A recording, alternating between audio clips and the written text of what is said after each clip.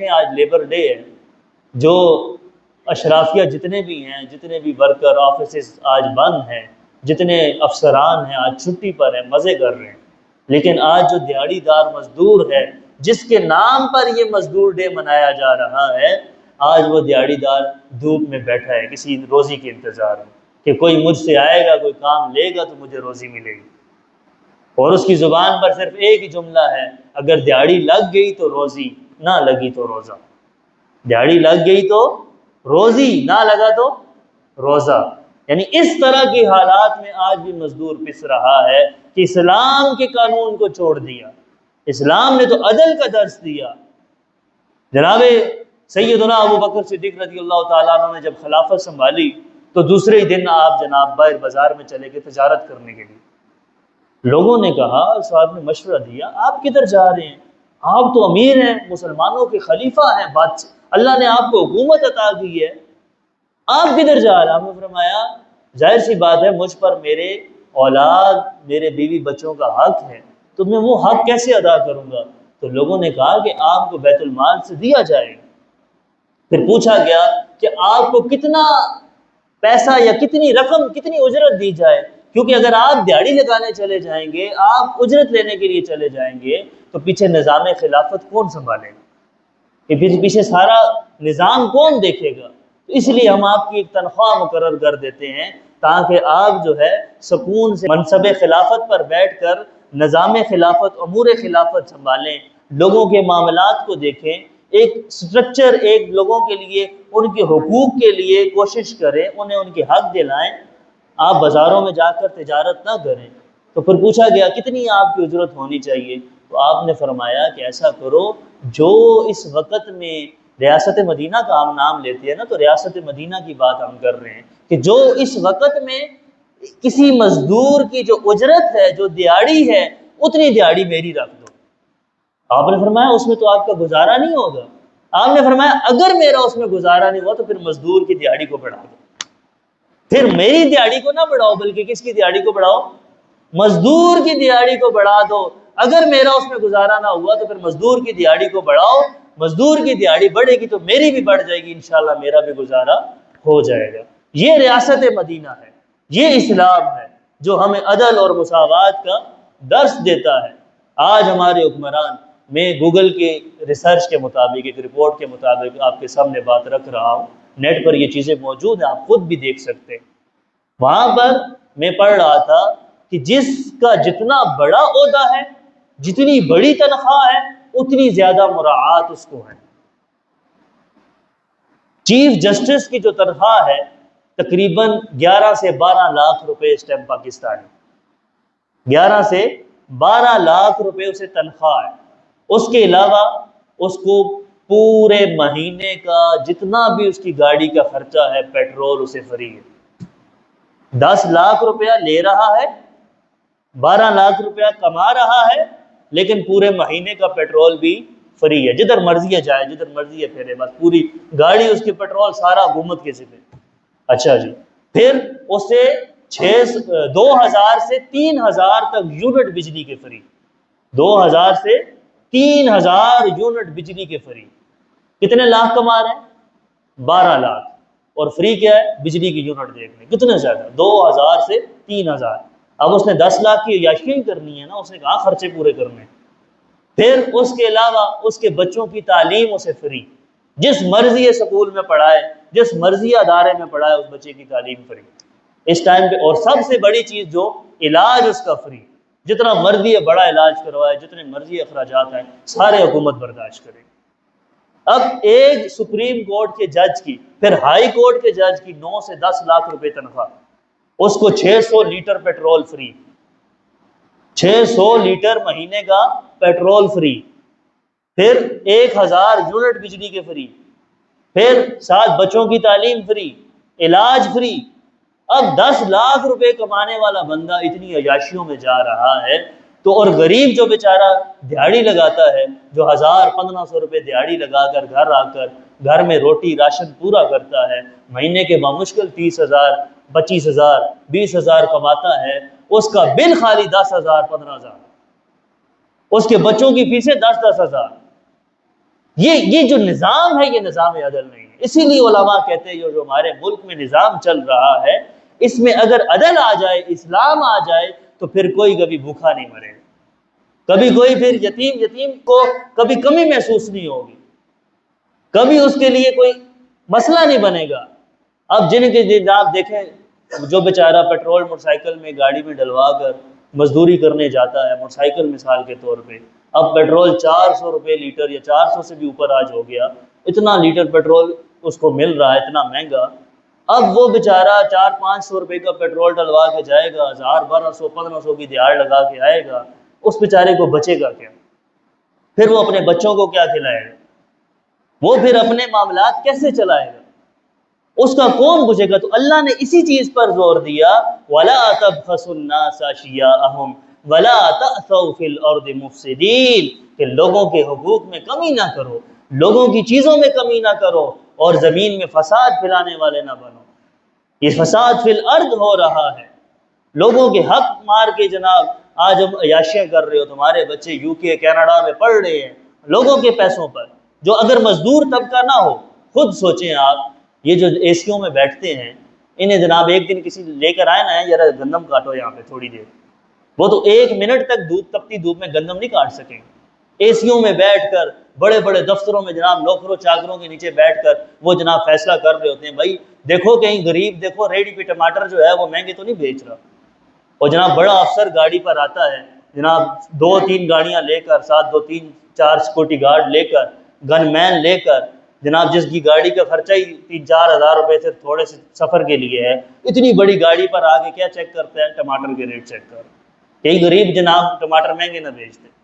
اور جو تم اتنی بڑی بڑی کرپشنز کر رہے ہو، اتنے بڑے بڑے معاملات کر رہے ہو، یہ ہر چیز نیٹ پر آن دی ریکارڈ موجود ہے۔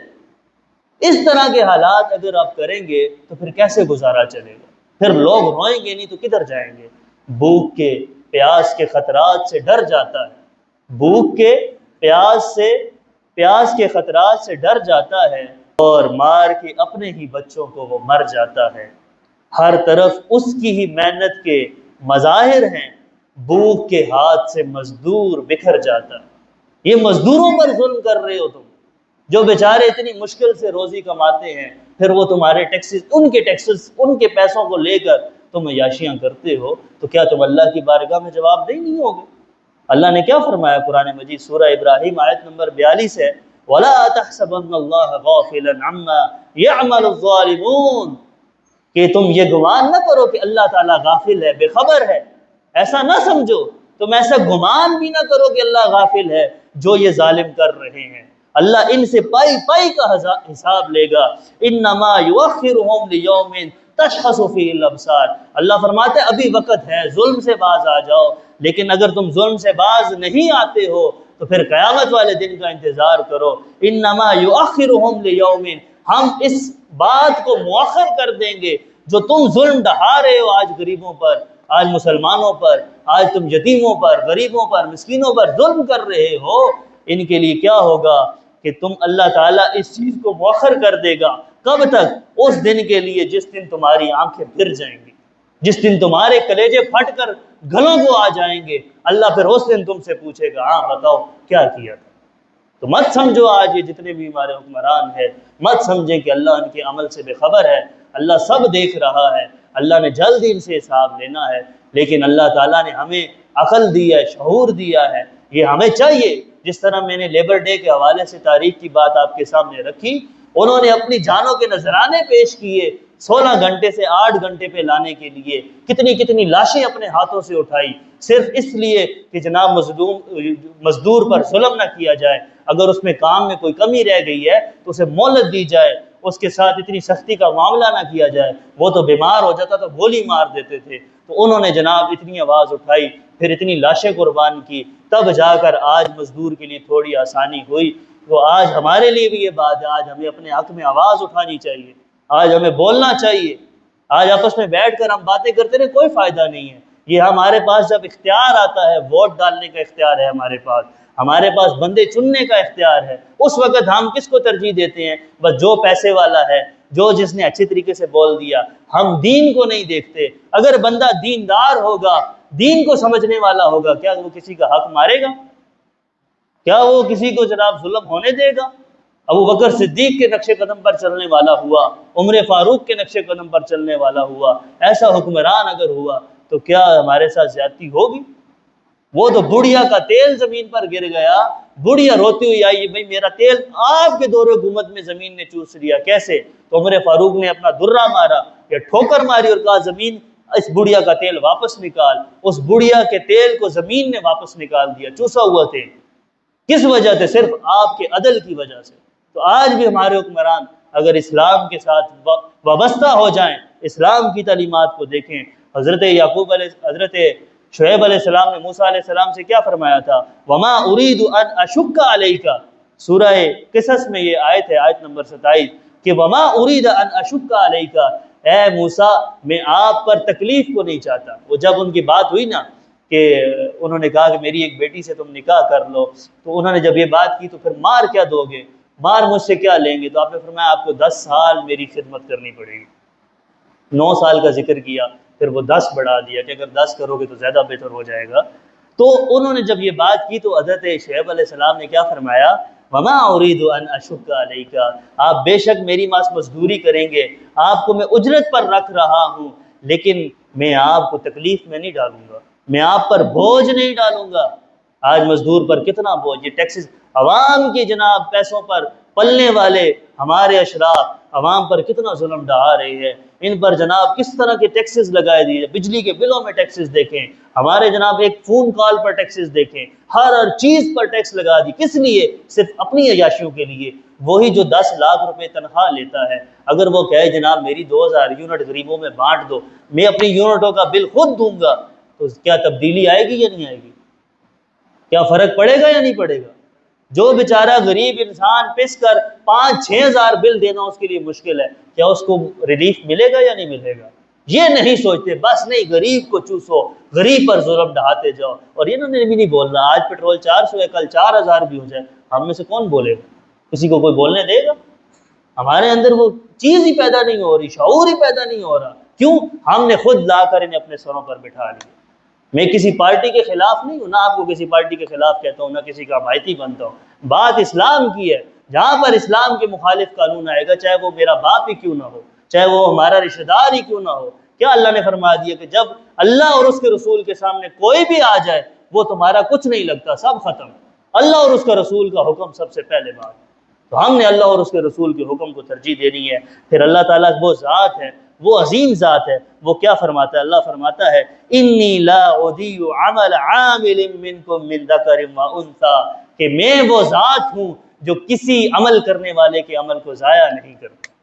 میں وہ ذات ہوں، وہ عظمت والی ذات ہوں جو کسی کے چھوٹے چھوٹے عمل کو بھی ضائع نہیں کرتا۔ تو ہم اس ذات کے لیے جب عمل کریں گے، اس ذات سے جڑ جائیں گے تو انشاءاللہ کامیاب ہو جائیں گے۔ اللہ تعالی ہم سب کو اپنے مزدور بھائیوں کے ساتھ کھڑے ہونے کی توفیق عطا فرمائے، اور اللہ تعالی ہم سب کو ایسے حکمران عطا فرمائے جو اسلام کے چاہنے والے ہوں، اسلام پر عمل کرنے والے ہوں، چونکہ اسلام ہی ذریعہ نجات ہے۔ کوئی دین اللہ کی بارگاہ میں نہیں، اللہ کی بارگاہ میں ہے ان الدین عند اللہ الاسلام، صرف اسلام ہے۔ اور اسلام نے آج سے 1400 سال پہلے بھی ہر چیز ہمیں بتا دی ہے، ہر بات، ہر حق۔ رسول اللہ کے پاس اونٹ آیا نا، اونٹ نے آ کر شکایت کی، یا رسول اللہ میرا مالک مجھ پر بڑا ظلم کرتا ہے، مجھے کھانا کم دیتا ہے اور مجھ سے کام زیادہ لیتا ہے۔ اونٹ آ کر رسول اللہ، صحابہ کہتے ہیں ہم دیکھ رہے ہیں، اونٹ آیا، اونٹ کی آنکھوں میں آنسو ہیں، اونٹ رسول اللہ کے پاس کھڑا رہا، رسول اللہ اس کی باتیں سن رہے ہیں۔ قربان جائیں، آج تو حکمران ہماری باتیں سننے کو تیار نہیں ہے، جنہیں ہم نے ووٹ دے کر، جنہیں ہم نے سپورٹ کیا، ہماری سپورٹ کی وجہ سے وہ آج ہمارے سروں پر بیٹھے، لیکن آج وہ ہمارے